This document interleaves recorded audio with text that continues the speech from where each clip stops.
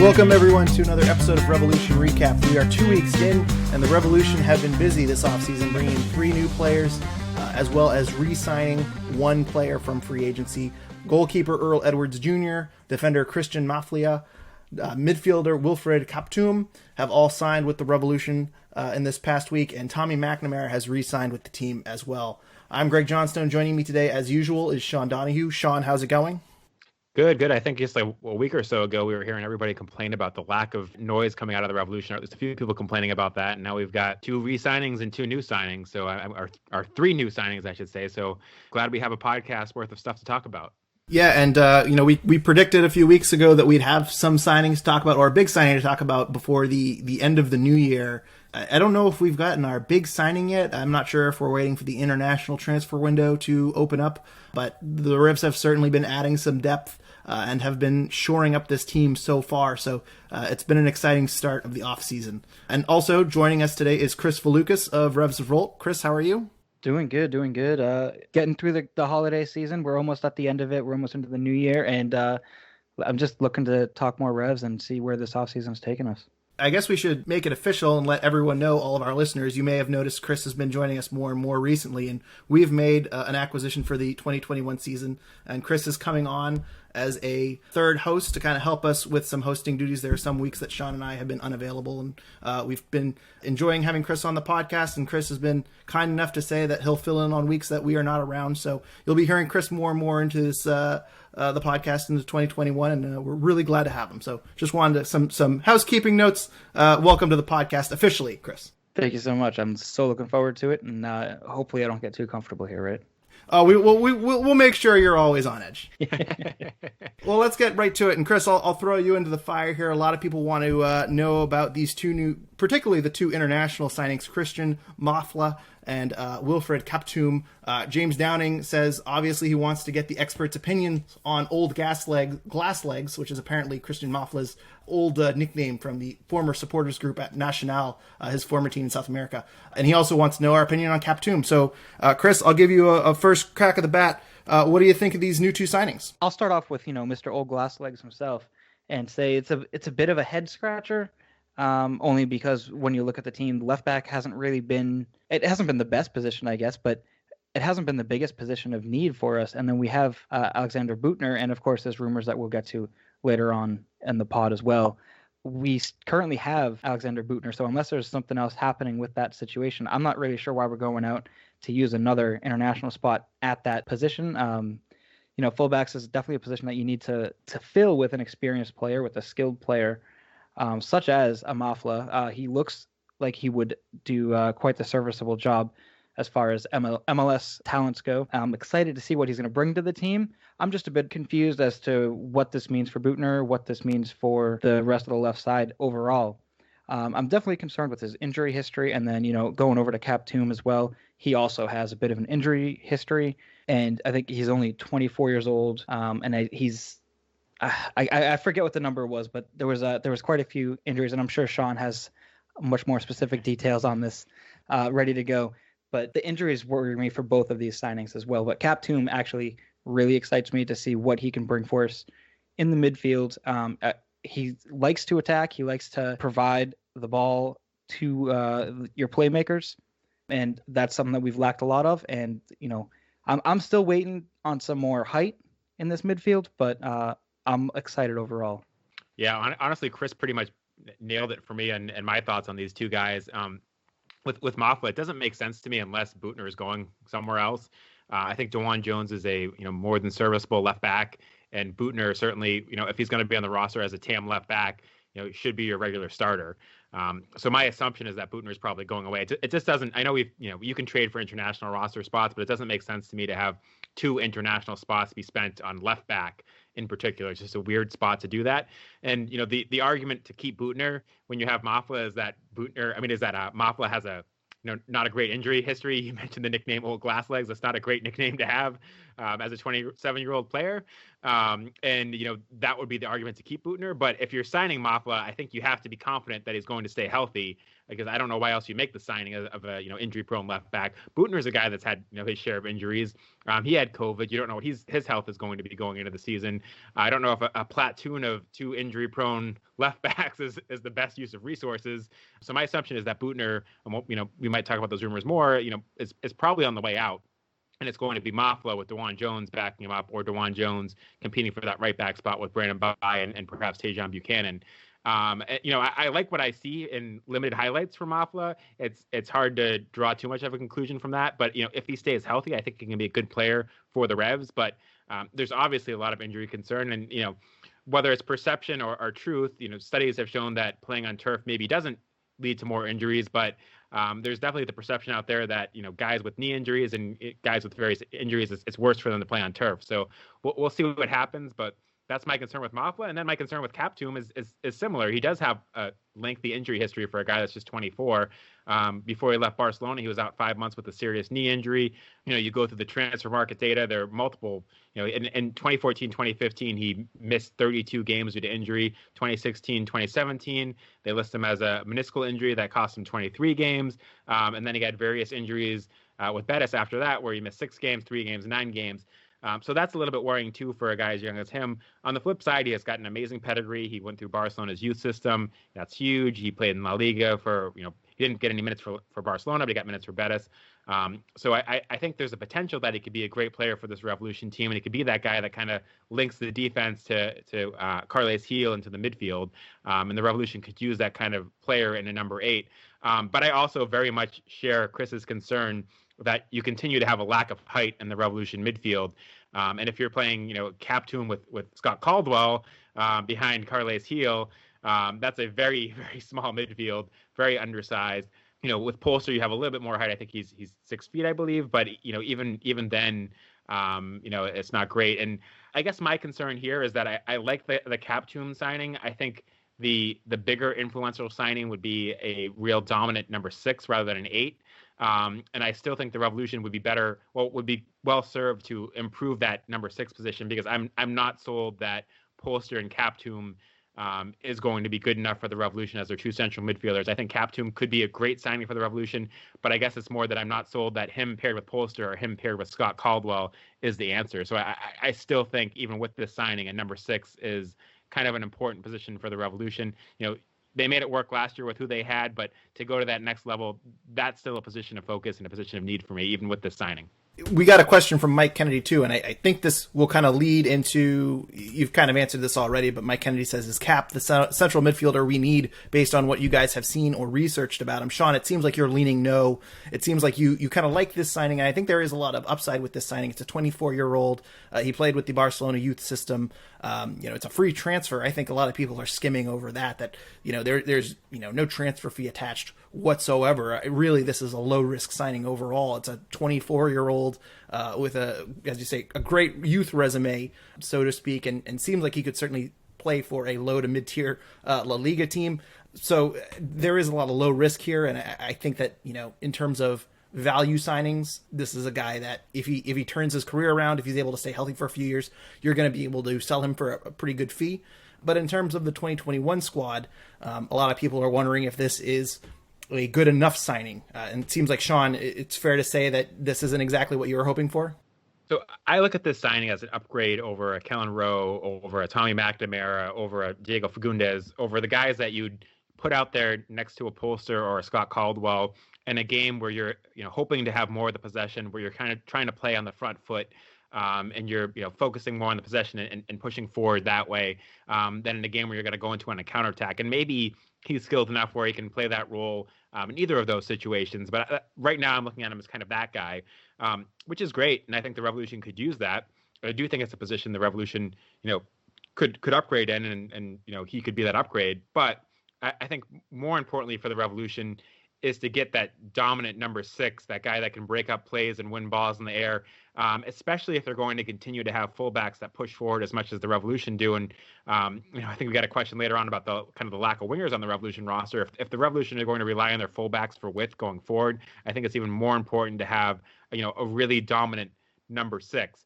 I don't think it's a bad signing to upgrade at the number 8 spot. As more of your two-way central midfielder, and as a guy that's going to keep, people like, Kellen Rowe, who's not on the roster right now, Diego Fundas, who's not on the roster right now, Tommy McNamara, who's just resigned. I think it makes Tommy McNamara, your depth piece behind him when you're kind of playing that kind of attack or that kind of lineup.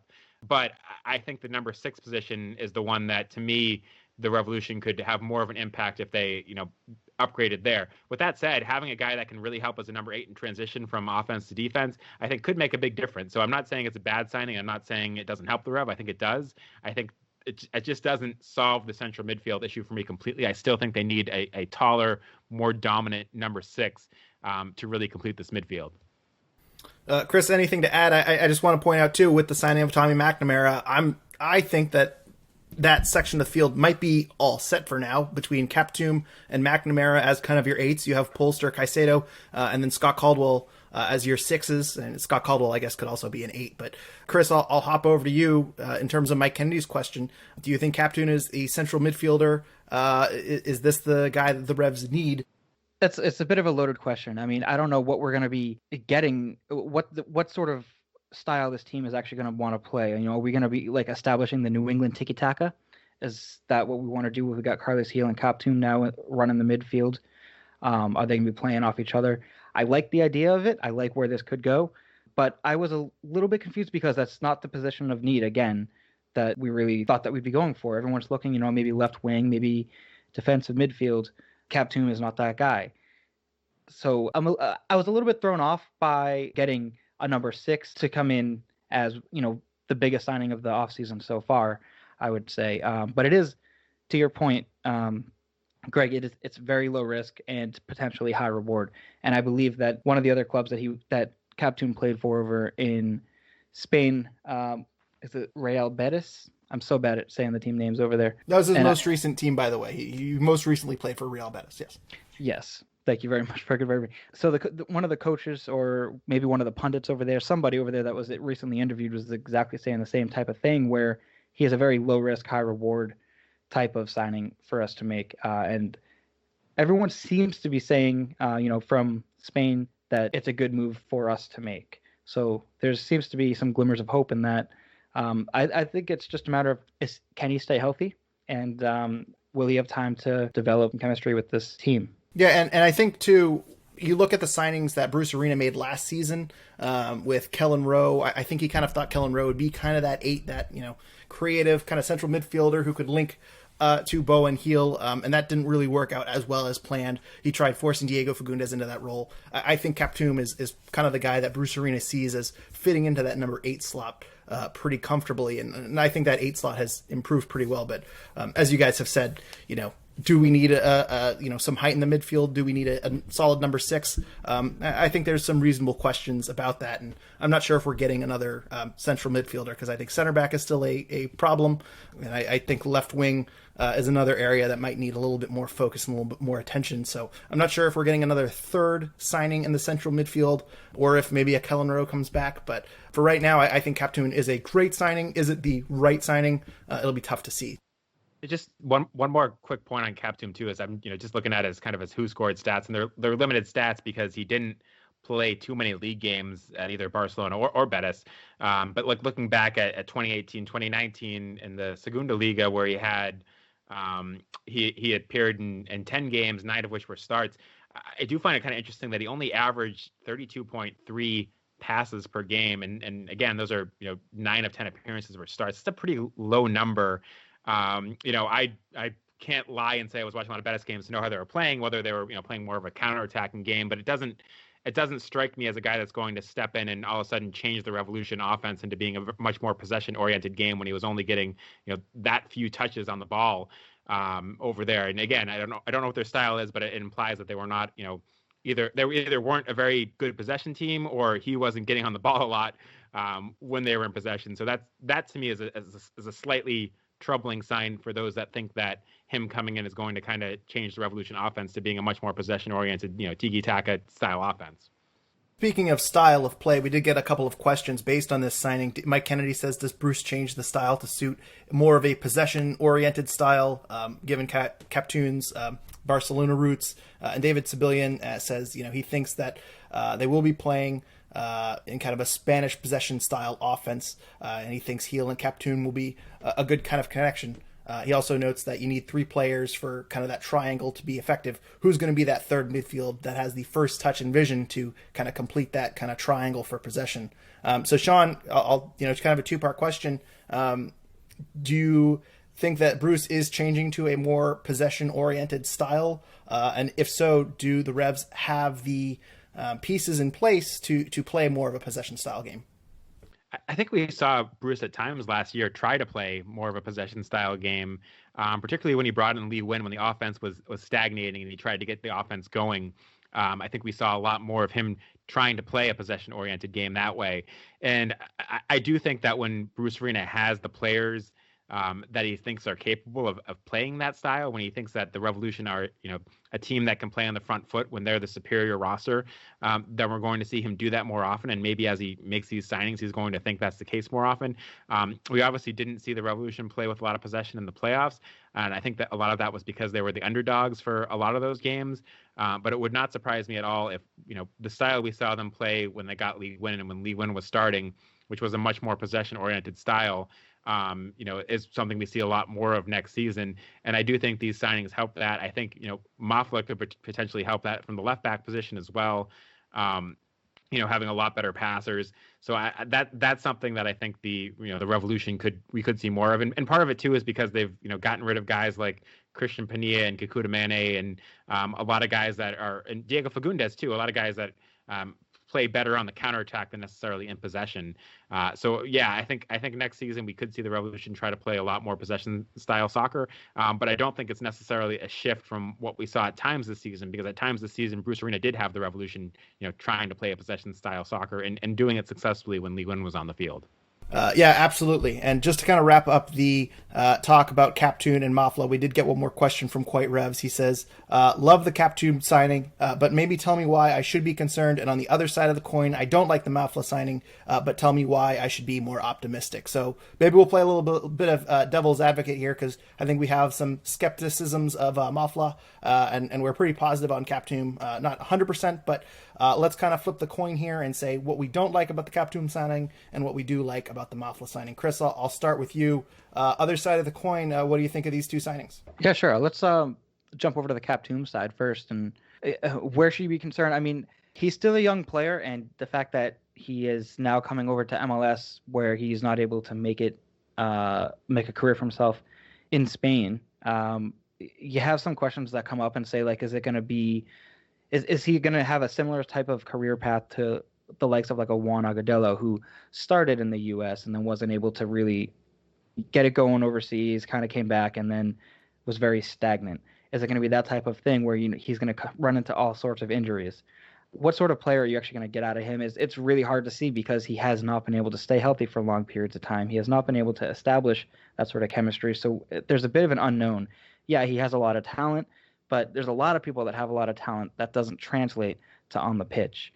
And so that's one of my biggest concerns that I have with the Kaptoum signing is, where is he going to fit? Is he going to stay healthy? Is he going to be able to create chemistry? Will he create chemistry and then get injured, and then we're going to lose some chemistry that we have created and kind of have that sort of situation we had when Carles Gil went out and all of a sudden the team didn't know what to do anymore because it had established a playing style that it now could not achieve anymore.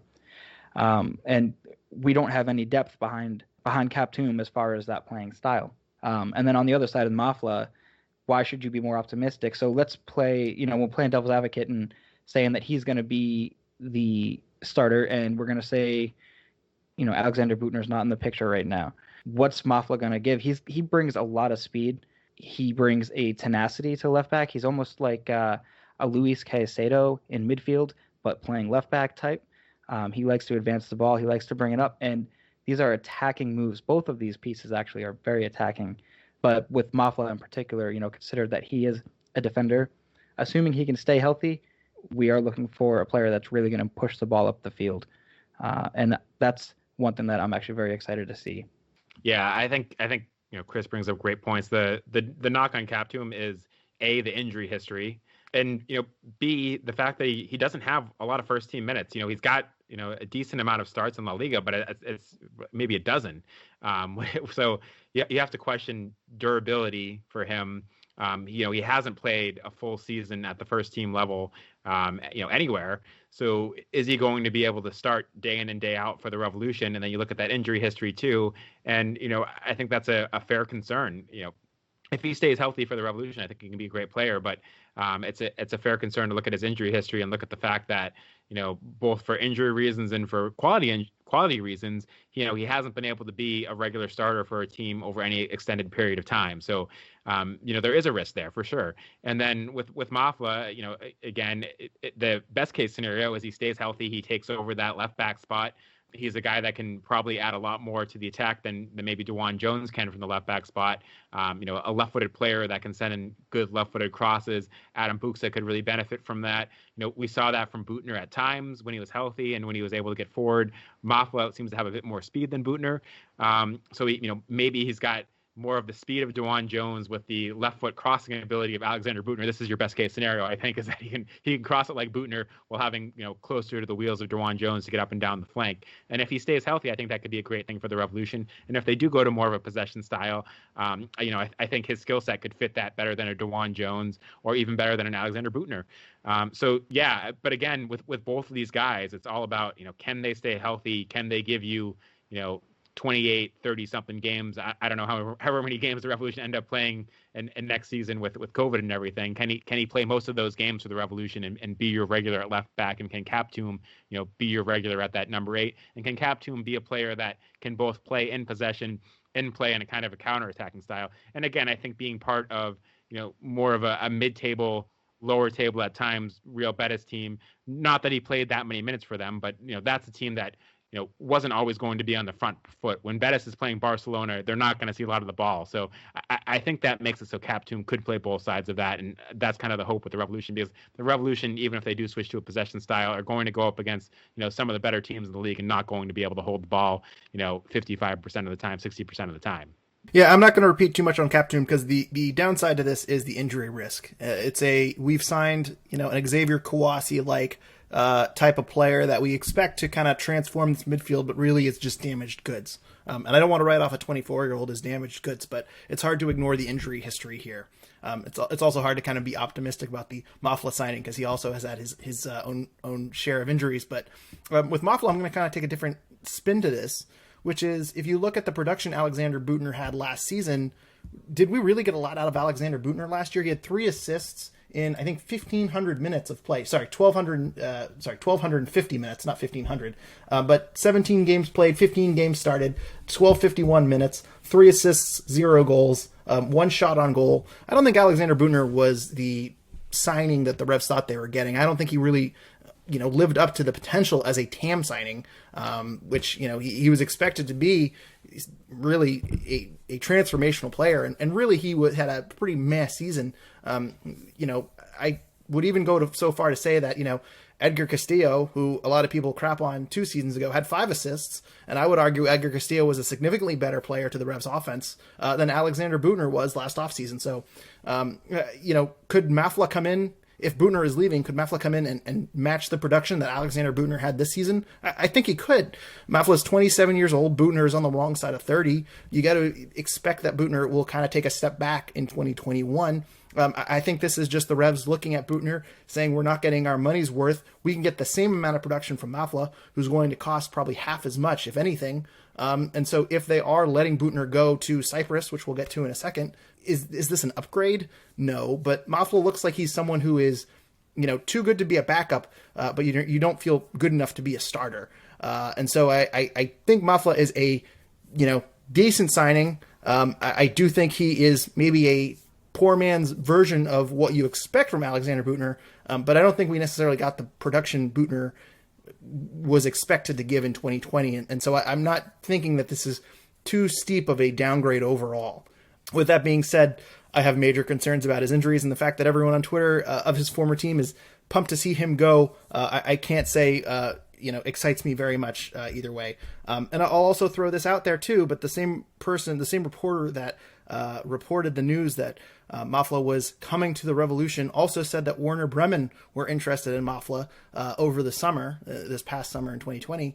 So if that's true, Werder Bremen sees something in him as well. So I think that can kind of spark a little bit of optimism too. He's 27 years old, so this is not someone I'm expecting to burst out and have a career year suddenly out of nowhere. I certainly think, Kaptoum might be a, low risk signing that has higher rewards. I don't think Mafla's ceiling is as high as Kaptoum, but still just the fact that he has international appeal seems to me like, maybe this is a bit of a diamond in the rough that can do a pretty solid job at left back if Büttner is leaving. So I will give my optimism to Mafla and say, let's give him some time before we bury this guy as a bust, which some people have already done. But with that said, I do want to transition over to Alexander Büttner, who has been tied to, is it APOL, the Cyprus team that is currently coached by Mick McCarthy, the former Ireland national team manager. Apparently Alexander Büttner was tied to this team last season. This report is coming out of the fan group of the club. This is not a journalist. It is not the team itself. I've seen some places say that the move has been confirmed.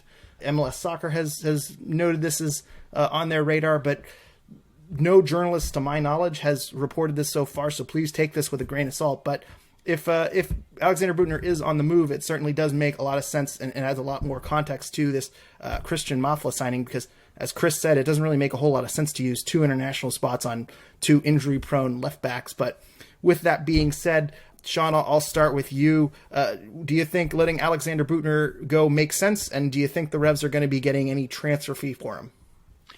Yeah, I mean, I think it's just a rumor at this point, or there's been stories out there saying that they're very interested in him. Nothing's been officially confirmed, but it does make some sense, because I think it was Büttner himself that actually mentioned when he came to the Revolution that they were one of the teams that had been interested in him, or at least it came out at that time. I can't recall exactly if he was quoted or saying that or where that came from, but it seemed pretty clear that they were a team that had been interested in him before. So it's not completely out of the blue. But going back to the fact they signed Mafla.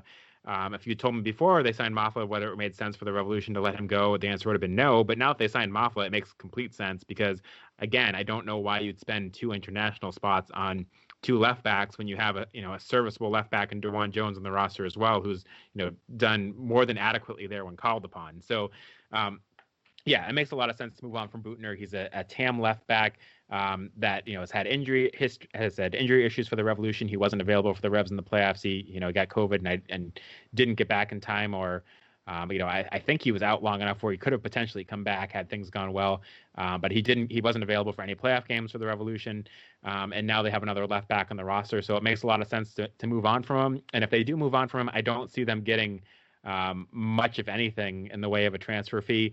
This was a guy that was out of contracts for many months before the Revolution signed him. He was not he was not. We heard rumors that there were teams that wanted him, but he was not a guy that instantly got a great offer and joined somewhere. He was available for the Revolution on a free transfer, and I don't think his value has increased all that much. You mentioned his stats this season. He looked decent for the Revolution, but he certainly wasn't a world beater. I don't think he went from a guy who was out of contract to a guy that's not going to be worth $1 million. I just don't think that's the case, especially with the injury history and with COVID. So, if the Revolution get a fee for him, I think it's going to be, very insignificant, something less than $500,000, maybe 100,000, maybe nothing. I just don't see, him being worth a lot of money, and I don't see a team like APOL or anyone else. And excuse me if I mispronounce that as well, because I have no idea how you pronounce that team's name.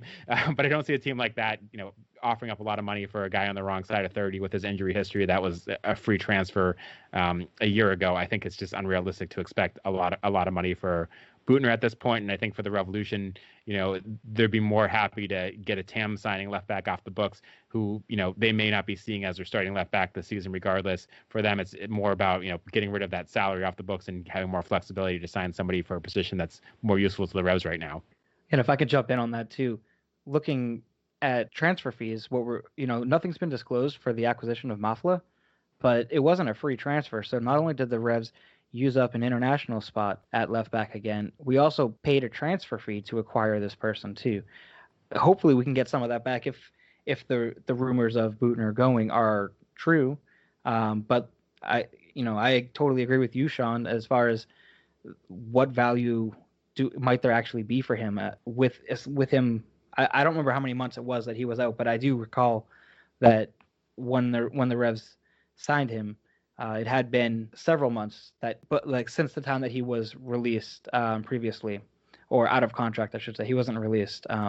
Yeah, because Butner was signed pretty much the second the season ended, and he came in for training while the Revs season was going on, if I remember correctly. So you're right. I think he was out of contract. Boy, July was 2019. it with Vitesse? Yeah, July 2019, and he signed for the Revolution in November. So he was out of contract between July and November. Yeah. So, well, and the other thing too that's interesting about the Mafla contract fiasco, as I mentioned, Werder Bremen. So Mafla, his contract ran out. He was a free agent, and then he signed, and then basically immediately went on the transfer block with Nacional down in Colombia. So I'm not entirely sure what happened there, where he signed with a team that was still looking to shop him and ended up selling him a few months later. I'm not totally sure if there is maybe a release clause in that agreement that's very low or something like that.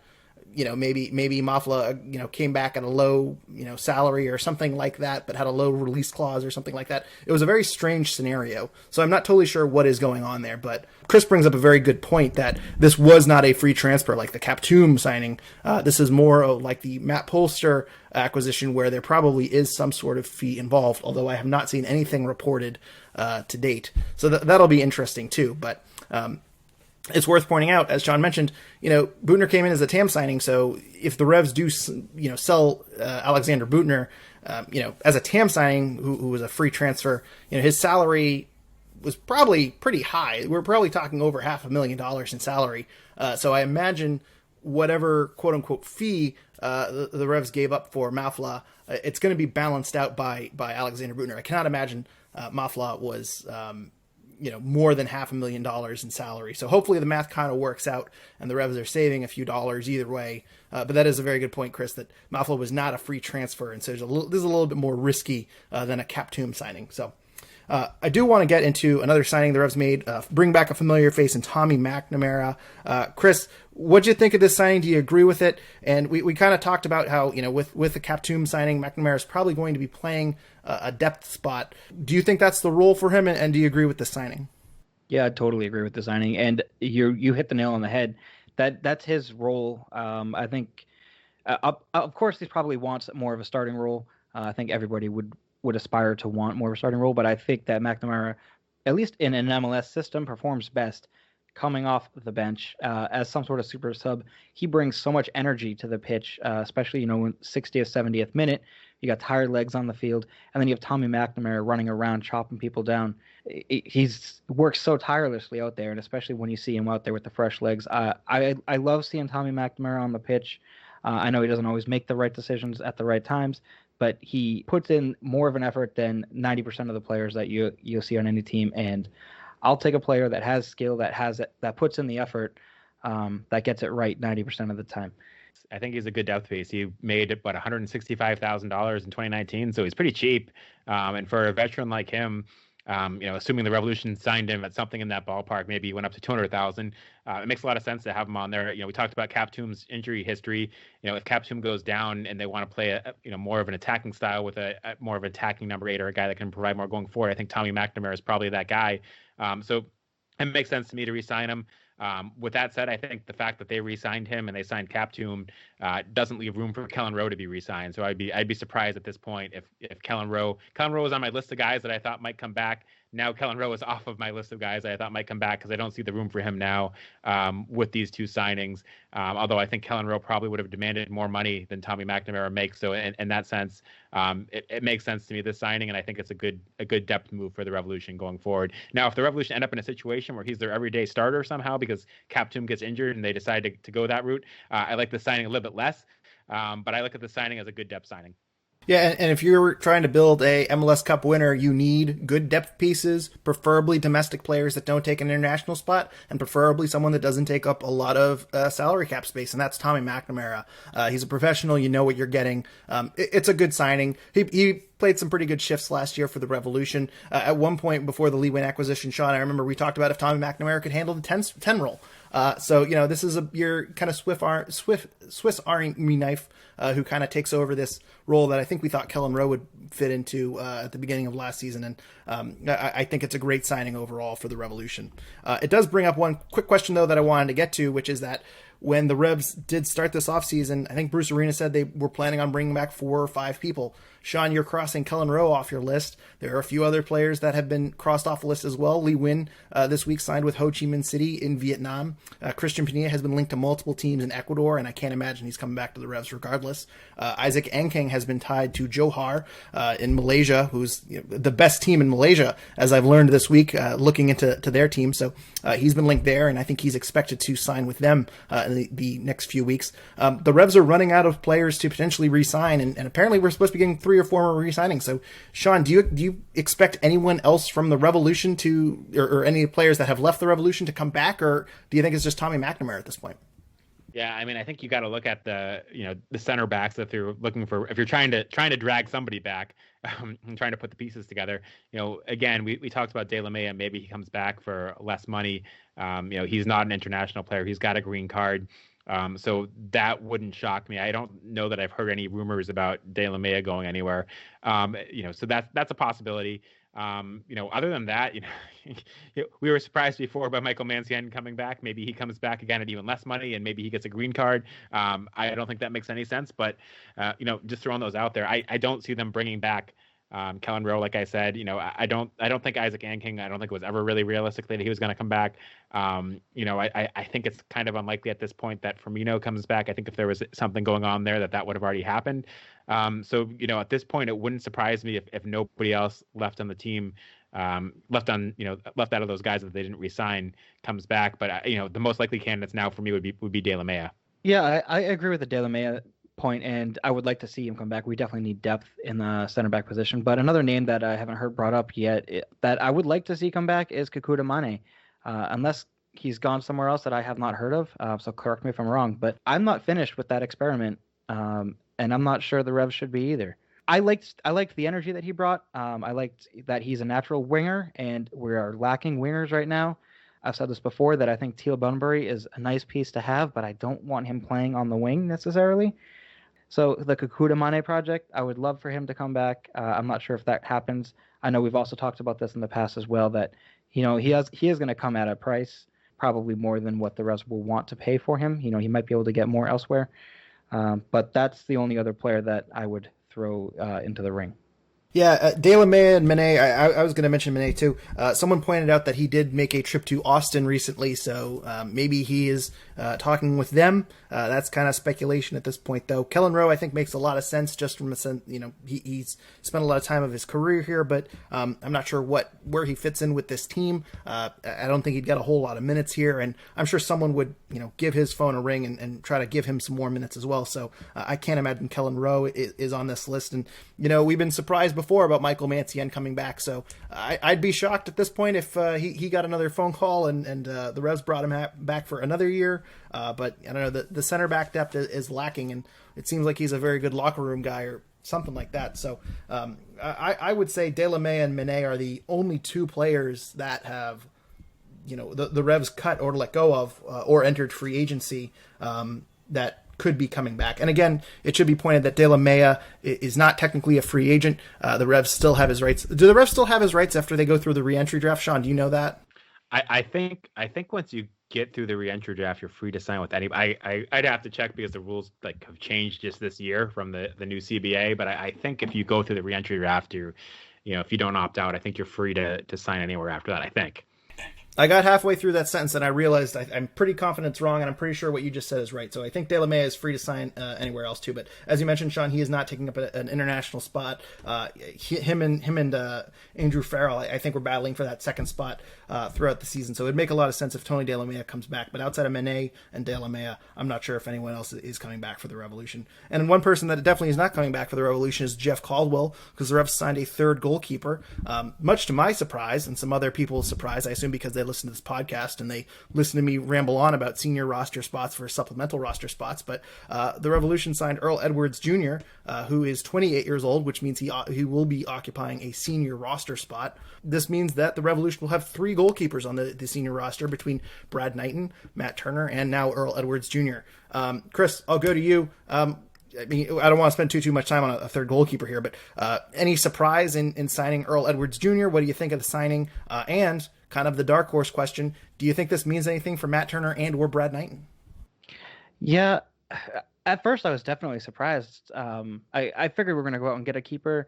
If not, I thought, maybe we look to Revs 2. We know we do have Joe Rice down there, although they just let go of Keegan Meyer too, so they're needing keepers down in Revs 2 as well. But I was definitely surprised to see that was the way that they went. Somewhat of a MLS journeyman type keeper. I mean, he's played in USL as well. So yeah, I was taken aback. But then I thought more about it, and basically what I went to was that dark horse question that you were asking. I'm not sure there's anything up with Matt Turner per se, but I would go with the Brad Knighton route. I mean, he's getting older. He's not getting very many minutes right now because he is behind Matt Turner. I think that maybe they're grooming more of a number 2 behind Matt Turner. They're getting ready for the transition from Brad Knighton to possibly Earl Edwards. And that might not be a 2021 thing. That might be a 2022 thing, where you look to get someone in and get someone into your system and make sure that you're ready to go when you need that, because you always need a backup goalkeeper. Yeah, it's a strange move to me that they go out and sign kind of a 28-year-old journeyman who's never really been a regular starter in MLS. Very, very limited MLS minutes, actually. He's got 6 appearances for Orlando City, I think, and other than that, is mostly played for the USL sides, related to MLS clubs. If this was 10 years ago, this would be a really exciting signing. He was a guy that was part of the U.S. Under-17 team in the Under-17 World Cup. Looked like he had a really promising future, but it hasn't really panned out for him. He hasn't had a great first team opportunity in MLS.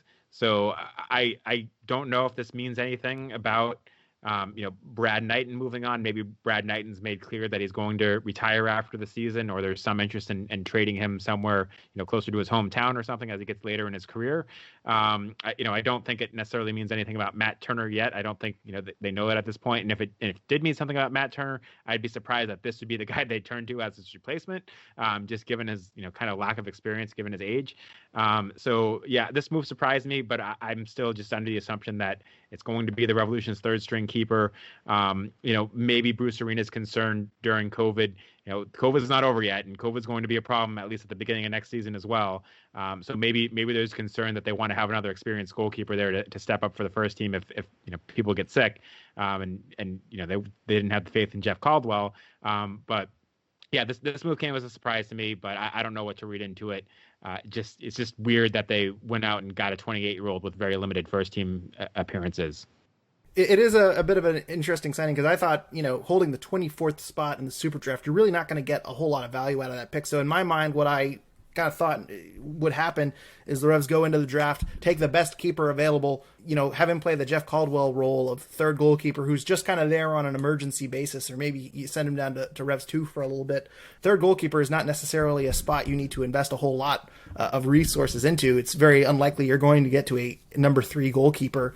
So I was a little bit surprised to see them use a senior roster spot, as I say, on another goalkeeper. Now, they still have 4 roster spots left, senior roster spots left, so they do still have some room to make acquisitions. Maybe this is just a situation where they said, let's bring in another experienced keeper in case, as you said, Sean, something happens throughout the season. Not a bad thing to have more experienced goalkeepers. The more goalkeepers, the better.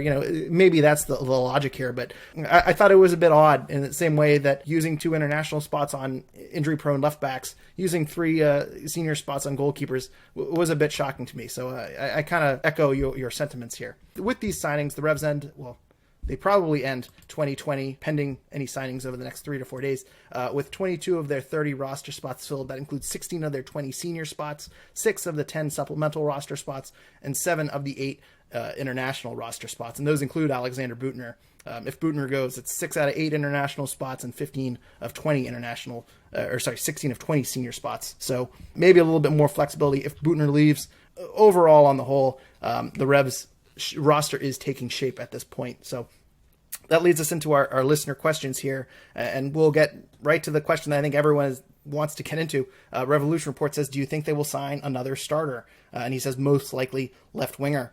Sean, I'll go to you first. Do you think the Revs are signing another starting caliber player? Yeah, I think that is the answer. Left wing is where they would sign another starting caliber player, and I do think that's going to happen.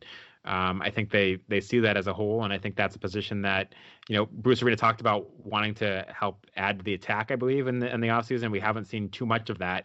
Cap Toom, obviously a guy that can contribute offensively, but we haven't seen much in the way of additions to the offense. So I expect them to go out there and sign a winger the starting caliber. Like I said, I think they could also still use an upgrade at number 6. I don't think that's actually going to happen, but I do think that's an area they could use an upgrade. But I expect them to see a starting caliber left winger.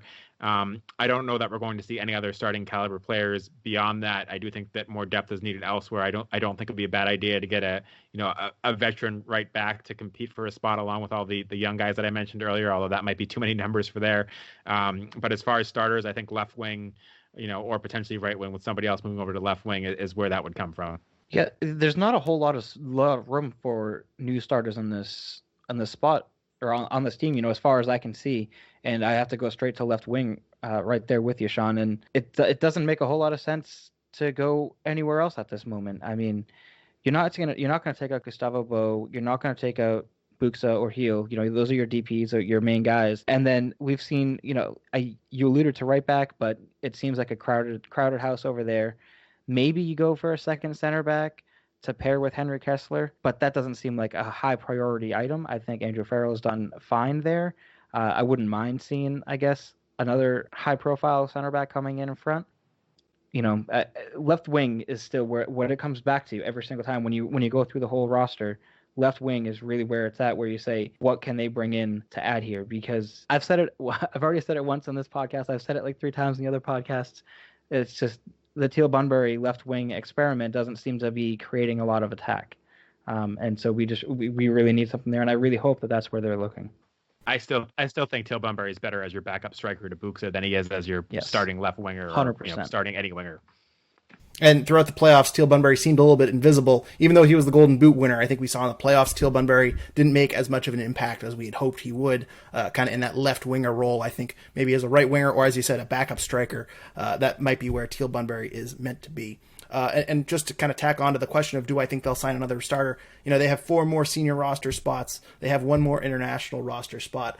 And based on my guesstimates here, I mean, the Revs have at least $1 million of cap space and GAM that they can play with here. And when I say at least, I mean, I'm being very conservative with that, especially if Alexander Butner leaves. If Alexander Butner leaves, they have 5 senior roster spots. They have 2 international roster spots. And they have, at least $1.5 million in cap space that they can play with. So there has to be another shoe to fall here. I'm wondering if the international transfer window needs to open up for this move to go through. But as you said at the very beginning of your answer, Sean, Bruce Arena hinted at 2 or 3 signings on the attack, and maybe Cap Toom is one of those players that he's talking about. But the rest of these signings, McNamara, Earl Edwards Jr., Christian Mafla, I don't consider those signings on the attacking side of the field. So I imagine the biggest move is still to come, and I'd be disappointed if we don't see another starter signed. But one position you guys didn't mention was another striker, maybe a backup striker, maybe someone to challenge Adam Buxa. And that's a bit interesting because one of the Twitter rumors going around is that Dom Dwyer has some interest from the Revolution, and there's mutual interest there. Sean, I'll go to you first. What do you think of the Dom Dwyer rumor? Do you think it's real, and do you think it's a good fit for New England? I don't think it's real. I think Dom Dwyer to New England doesn't make a lot of sense for a few reasons. One of which is he's always followed his wife, Sydney Leroux, or she's always followed him, or wherever they've gone together. There's no NWSL team for her to play here. And I haven't heard any rumors about her retiring or anything. So unless I'm wrong there, that would surprise me. They have 2 young kids. They seem to want to play together and be in the same city. Unless the Breakers are coming back, that's not happening in New England. So that part surprised me. He's been a DP player for the past couple years. So he would need to take a massive salary reduction, and he hasn't he hasn't lived up to his salary the past few seasons. So I think realistically, he knows he has to take a big salary reduction. But the question is, how much of a salary reduction makes sense if, the thought process is going to be that he's going to back up Adam Buksa? Should a backup to Adam Buksa make $700,000 a year? Because that would be a big salary reduction for Dom Dwyer. I don't think that makes sense. Maybe if they get him down to, 500,000, maybe 600,000, if he's a maximum salary player that doesn't require TAM, maybe that makes sense. Again, if you get past the thought that, he probably doesn't want to play in a city where he can't play with his wife. So yeah, I don't know that this makes sense. I don't know that I believe this rumor. With that said, if the Revolution were to sign him, I think he's a guy that, if he got healthy and stayed healthy, he's had some injury issues over the past few years. If he got healthy and stayed healthy, again, I'm always hesitant to see the Revolution sign somebody that's going to be rehabbing a long-term knee injury on turf. But if he stayed healthy, I think he could, push Adam Buksa for the starting spot, and it could add a lot to this Revolution offense. I'm just not sure that the salary he's going to require, and also factoring in his injury history, and also factoring that he can't play, in the same city as his wife if he comes here, that it makes a lot of sense. And it also doesn't make a lot of sense to me if the Revolution go out and upgrade left wing, and then Teal Bunbury's primary spot becomes competing for minutes with Adam Buksa, to then add Dom Dwyer to the mix at $600,000 potentially, or $700,000 or higher. So I don't think this move makes sense. I don't think the rumor has much legs to it. If I am proven wrong, I do think he's a guy that could push Adam Buksa for minutes, and it would be a good for the Revolution to have that kind of competition. I just don't know in a salary cap league that it makes sense to have a backup striker, or a guy that's going to be a rotation piece, or a guy that's going to be pushing for minutes, that is going up against your designated player, and then is a TAM signing to do that. That part of it, I have trouble squaring my head around how that makes sense. And if I'm Dom Dwyer, I'm not looking to go to a team like the Revolution necessarily, where I'm going to be competing for my time. I'm going to be taking a pay cut to do that as well. I'm looking to go to a team that possibly needs a number 9. Maybe a team like an RSL. I could be wrong about RSL. I just threw them off the top of my head. But some other MLS team, maybe you could go down to Austin, go down somewhere where he might be able to cash in one more final payday, and then get a starting job, and have one or two more years left to really try to prove himself. And he's got English citizenship too. So if he's finally willing to be at a point in his career where he's going to, no longer be living in the same city as his wife, it wouldn't surprise me if this is, probably his last opportunity to try his hand at Europe. And I think given his citizenship that, he could probably find his way on a team in the English Championship as a free agent if he wanted to do that. And he'd probably make more money there than he'd make on the Revolution. So a lot of things would have to fall into place for this, I think, to make sense for him personally to go to the Revolution, and for it to make sense for the Revolution to sign him. So I right now I just don't see it. But again, he is a very talented player. When he's been healthy, he's done very well in this league. So I'm not saying he wouldn't help the Revolution if he joined the team. I just don't see the salary in which it makes sense for either him or the Revolution to make this move. Mm-hmm. And it's worth noting his 2020, he did have a lot of injuries, only 124 minutes played, 2 games started. His 2019 was not very stellar either. He had 7 goals and 4 assists and 16 games started and 27 games played, over 1,614 minutes overall. Is this guy really that much of an improvement over Teal Bunbury as your backup striker? I'm not so sure. I think it's a bit of an interesting, name. I think a lot of people are drawn to this big name, kind of similar to how some people were drawn to Bojan. But does this move make a lot of sense for the Revolution? I'm not so sure. And again, I don't know if this is the best use of resources with, only 4 senior roster spots left. I mean, as I say, could make you a little bit stronger on paper, but is it worth a TAM signing?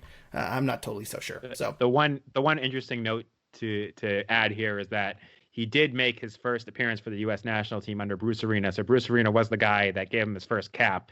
So there's obviously that factor in there that could lead you to conclude that, he's a guy that Bruce Arena is interested in and may think to bring to the Revolution. We've certainly seen, in his past coaching tenures that he's brought guys, veteran players from the national team that he's given call-ups to before to his club team. So, that adds some credence to, or some credibility, I should say, to the rumor.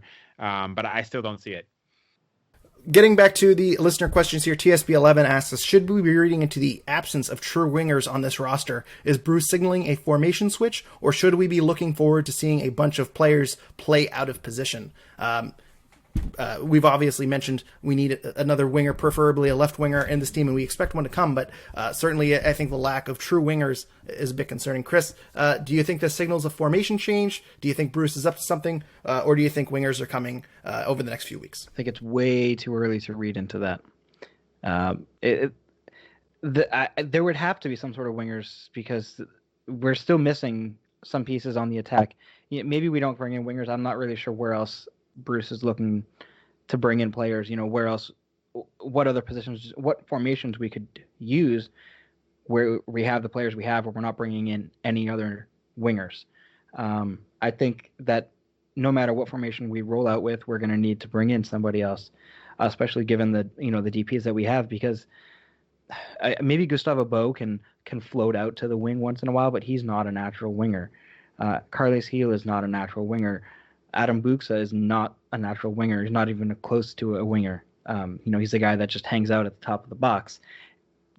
We need somebody else on the wing.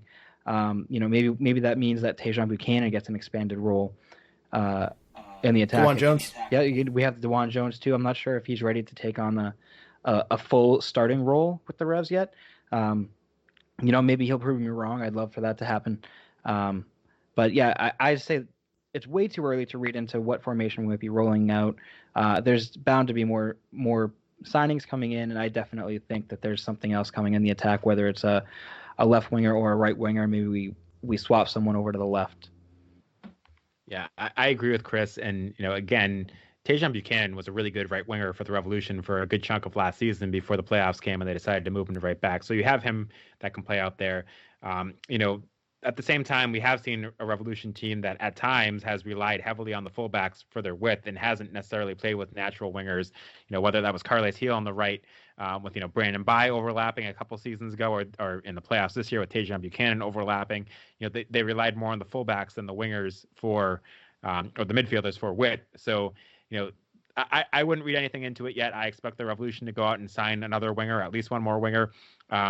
Given who they've been signing on this team, this season with the fullbacks, it wouldn't surprise me if Buchanan moves back up to right wing, and we have Brandon Bai and DeJuan Jones competing for the right back spot, especially if Butner doesn't end up leaving. But no, I think they're going to add to the wings. And if I was going to, read too much into this, the one wild theory that I actually don't believe myself would be that, we saw Bruce Arena try 4-4-2 diamond against Philadelphia at the end of the regular season. It was an absolute disaster. He played with wingers as central midfielders, and that didn't work. But maybe Bruce Arena sees what Philadelphia is doing with their midfield and could try to emulate that now that he has a guy like Captoon. Maybe he could be one of those, shuttling guys in your 4-4-2 diamond. Maybe you put him, next to McNamara. I don't know. Maybe you find somebody else. But you have a lot of 6s and 8s now where you could have some flexibility to maybe put a Captoon next to a Caicedo with Polster behind them. And then, Gustavo Bo at the front of that, and maybe that works. And then you keep Buchanan as your right back and use him as your width bombing forward, and then Maffa as your left back bombing forward. That's my crazy theory that I don't actually believe. But if I'm trying to read too much into it, that's what, maybe I draw some conclusion that Bruce Arena is thinking about doing that, and that's why he's loaded up on 6s and 8 and hasn't loaded up on wingers, is that he's going to try to do what Philadelphia is doing with their formation, because it does kind of look like they have the pieces to do that right now. I just don't think that's where he's actually thinking. Chris Creighton asks us, who do you think is subject to being put on the trading block if need be? Let's remove Alexander Butner from this conversation altogether. We've kind of talked about him enough. So, Sean, I'll go to you. Who do you think is on the trade block if the Revs are looking to move someone? Maybe Caicedo. We don't know what Bruce Arena thinks of Caicedo right now. He hasn't had much of a chance to use him, given his injury. So maybe he's a guy. Again, I think his value is probably down, but maybe he's a guy that Bruce Arena thinks about moving on from. Again, given the extreme number of 6s or 8s that they've accumulated right now. Other than that, maybe Brandon Bai. It seemed like Brandon Bai fell out of favor for Bruce Arena. At the same time, he played enough minutes last year where people were calling him potentially the best right back of MLS's back, and there were some crazy people calling for him to play for the U.S. national team, which, I didn't see, but maybe there's a little bit of value there. And Bruce Arena wants to, give DeJuan Jones more minutes or Tajon Buchanan more minutes at right back. they just re-signed Teal Bunbury not that long ago, so I don't think he'd be on that list. You know, I look at, if I'm looking at people, I would say, you know, Brandon Bye possible, Luis Caicedo possible, only because, you know, we don't know what Bruce Arena thinks of him.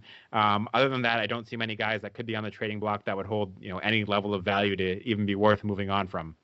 Yeah, I was gonna say Brandon Bye, so you took my thunder on that one, Sean. But yeah, Brandon Bye is the one that I would think. Brandon Bye, I think, is the obvious answer here. He's well regarded in MLS. You know, he's certainly shown a lot of promise. He's still very young. He's on a team-friendly contract, and it looks like Tajon Buchanan is going to be playing some right back long term.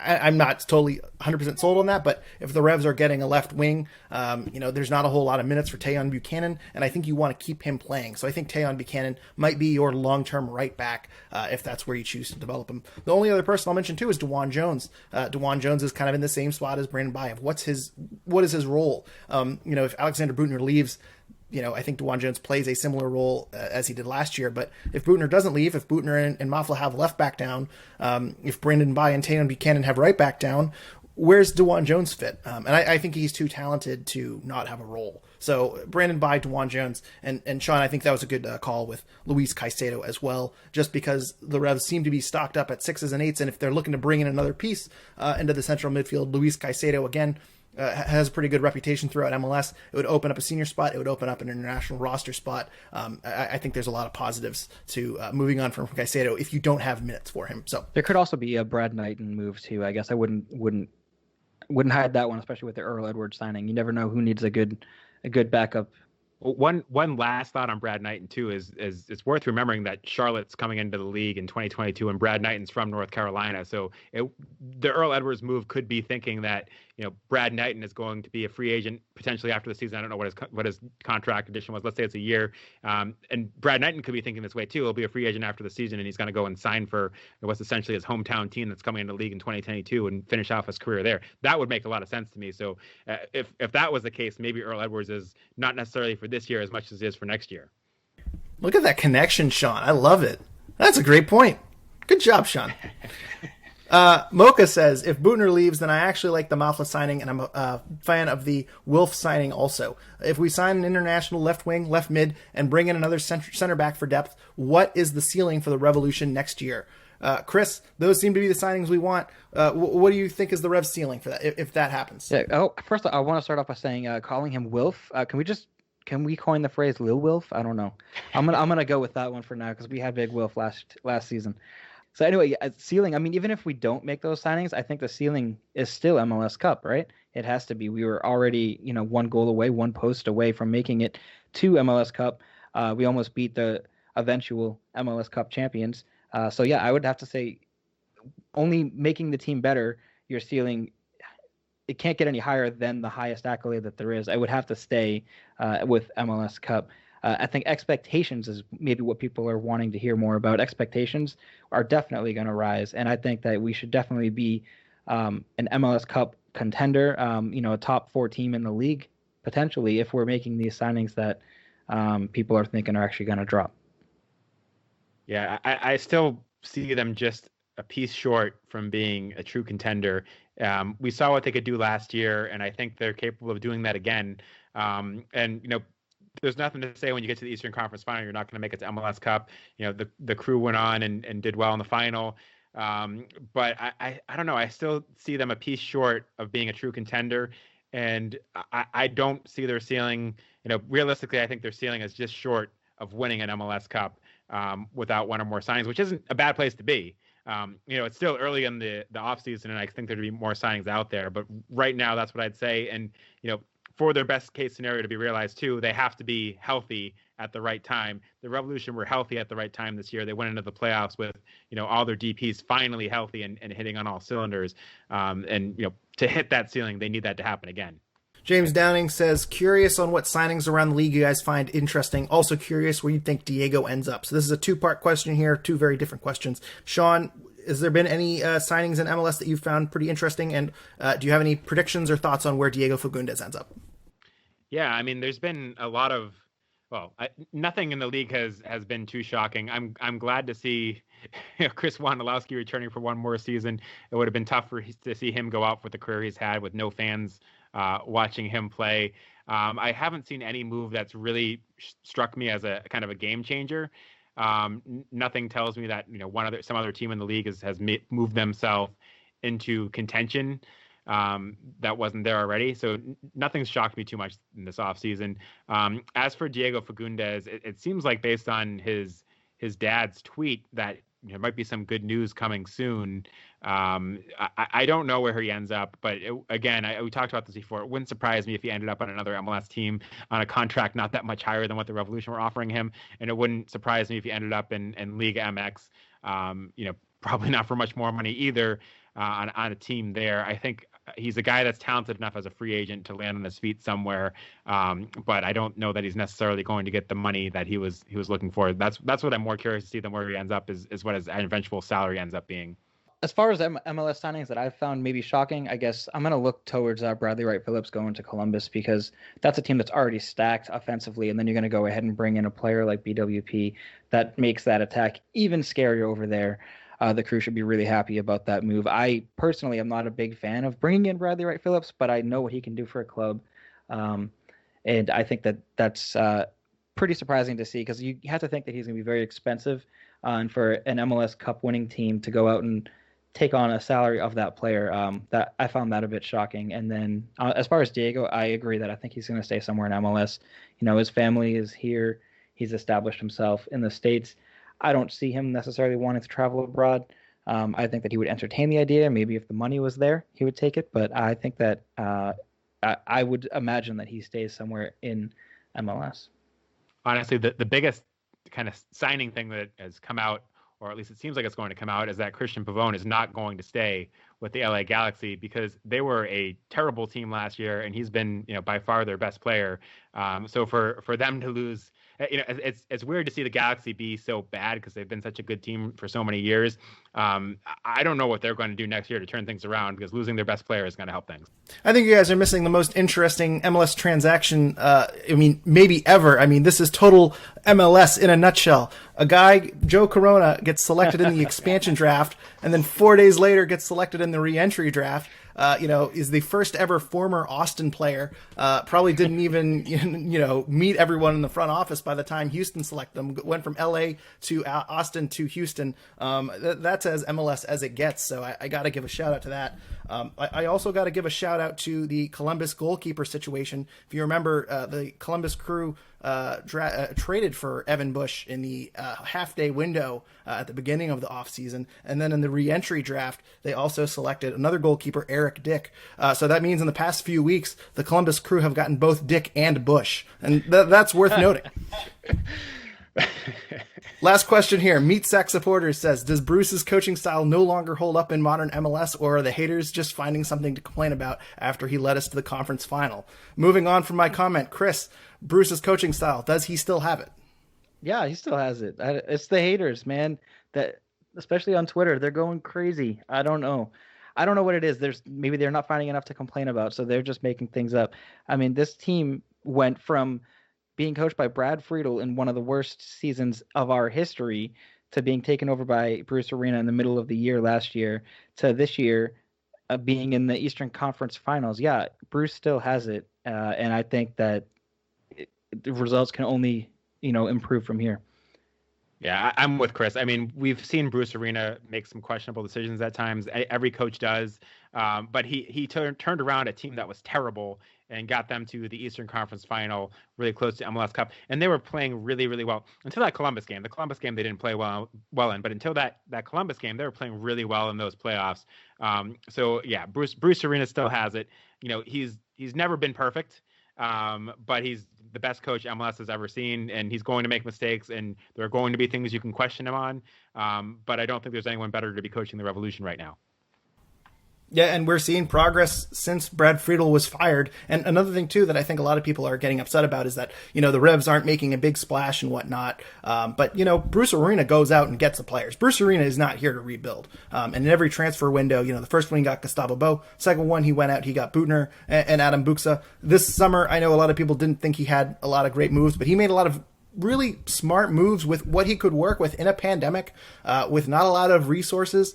He acquired a number of players that ended up proving to be pretty valuable down that final stretch. And certainly, Kakuta Mene didn't work out as well as certain players did, but, trading Zahibo for Tommy McNamara was a good move as well. So, I think this offseason is a little bit, moving a little bit slower, and I think Bruce usually works a little bit fast, and so far we've only seen depth signings, but you got to trust Bruce here. You got to trust the process, because we've seen progress over and over again. And one thing I do want to point out, Sean, I know our last podcast we talked about if Adam Buksa can be bought down as a TAM player and open up a DP spot.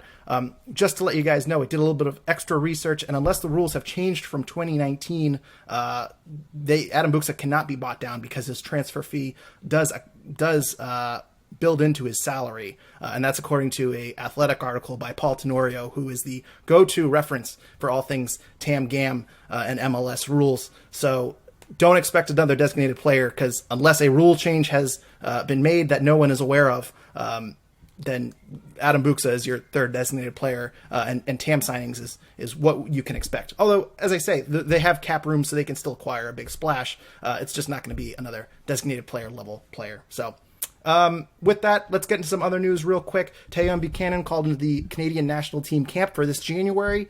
Colby Quinones, I need to learn his name, Revs 2 player. He's been called up to the Puerto Rican national team. Isaac Anking also was put on the preliminary roster for the Puerto Rican national team as well. So those two young players getting some potential international experience with Puerto Rico. And then, as you mentioned, Sean, Diego's dad has teased some news. He said on Twitter, quote, "Something very nice is coming these next few days to celebrate." I think that's what he meant to say. The translate function on Twitter is not 100%. But with that being said, guys, give out your Twitter handles and your final thoughts. Chris, I'll start with you.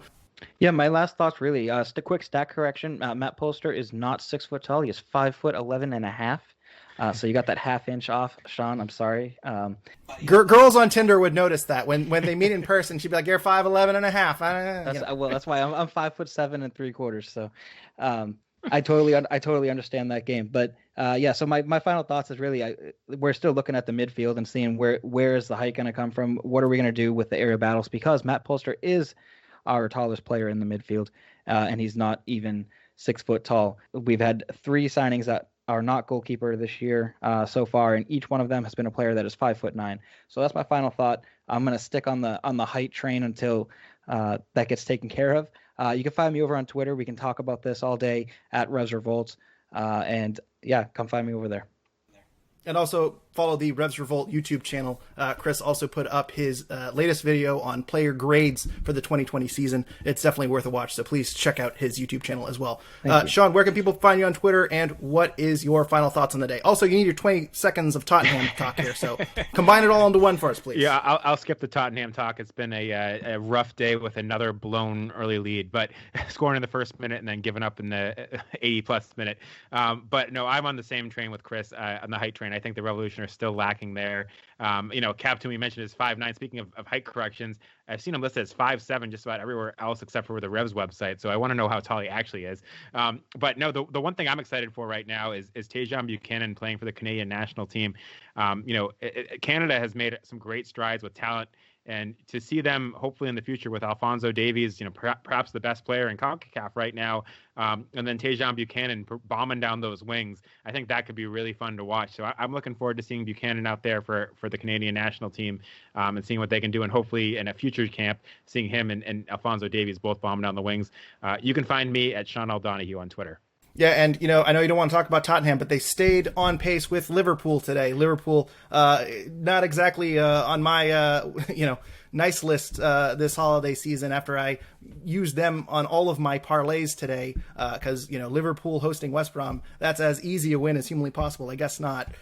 So Tottenham, not the most disappointing Premier League team of the day. I just want to tell everyone, all of our listeners, thank you for following us. This is our last podcast of 2020, so I know I've been saying a lot lately, but thank you for listening. Thank you for helping us grow. We had another great year. I think 35 podcasts put out by us this year, and a lot of encouragement along the way. It was a bit of a tough season with the pandemic, but we're really happy and appreciative of all the feedback that we've gotten. And also, please if you haven't already, rate and review. But other than that, please follow us at Revolution Recap on Twitter, and please like our Revolution Recap Facebook page. You can also email us revolutionrecap@gmail.com at any time with your comments and questions. And again, rate and review if you have not already. We'll be checking in all off season as news comes up. But until then, thank you everyone for listening, and go Revs.